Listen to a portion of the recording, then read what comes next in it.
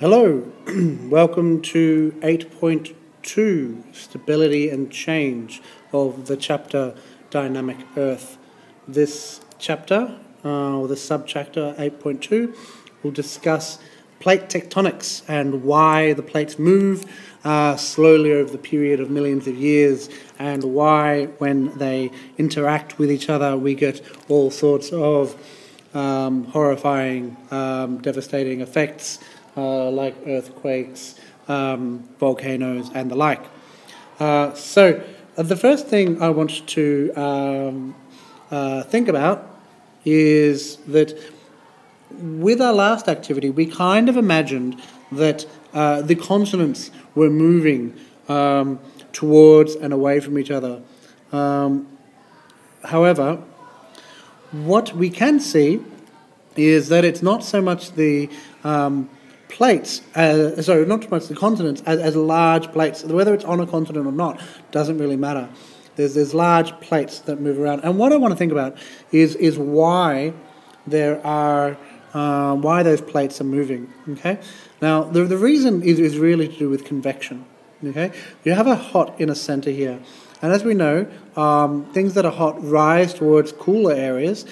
So we tend to get this rise of the magma inside the mantle, moving towards the end exit, towards the surface of the Earth, towards the crust. But as it heads towards the crust is cooler, so it tends to flatten out and then cool back down and head towards the mantle. So we get this nice little cycle of magma moving around and around the circles, okay, and around and around the circles, and around and around the circles, okay, and it continues all the way around, and it pushes the plates on the surface of the Earth, the crust. It pushes the plates. Like you can see, this one is pushing the plate this way, and this plate is heading down in here, and you can see this one is the plates are moving away from each other. So this plate up here is going this way, and this plate is heading down that way, and we're going to talk about what happens out here in a moment.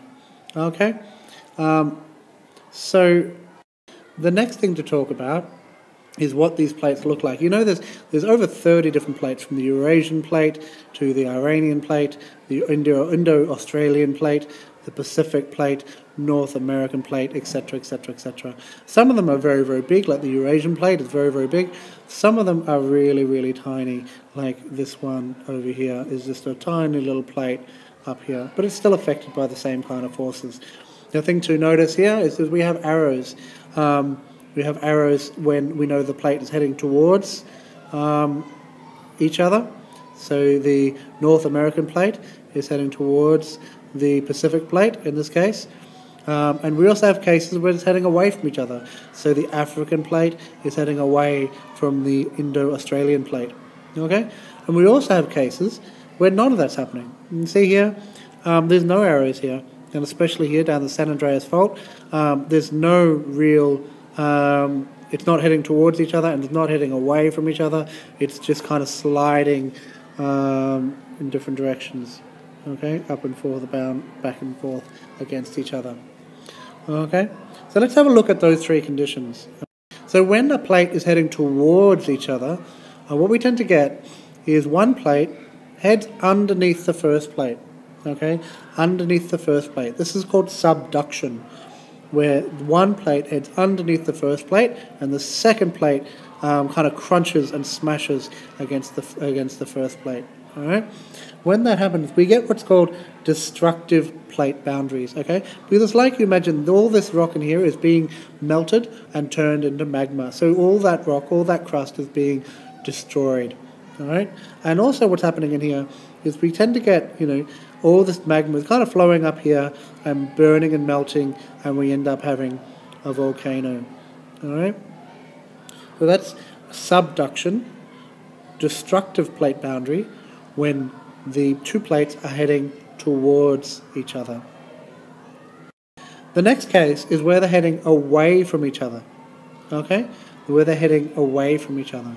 So what tends to happen here is you get the plates heading away from each other, and there's like a hole in here. Okay. Now this hole doesn't last for very long because we have upper mantle rising up to fill that gap. And as it rises up and fills that gap, it turns into more crust. Okay, and that means that we tend to get large ridges, and it happens a lot underneath the ocean. Underneath the ocean, we tend to get these large hills and mountains and all this kind of stuff that has been caused by the oceans moving apart, the ocean crust moving apart, the upper mantle rising. Sorry about that, the bell just went. The upper mantle rising and forming this crust. Okay, let's have a look at the next one.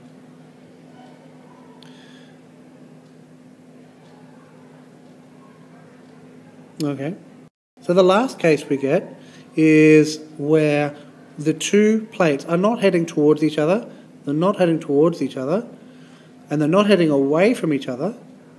What they're doing is they're just sliding back and forth, okay? They're just sliding back and forth like this, okay? So there's no construction.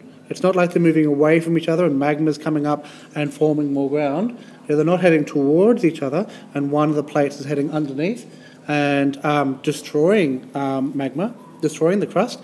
They're heading back and forth, and neither is neither is destroyed nor created. This is what's called conservative plate boundary, and this is an example from the San Andreas Fault. All right, so what I want you to do now is I want you to go to chapter 8.2, have a look at the blue words, and put them onto Quizlet. Okay, I'll see you in class.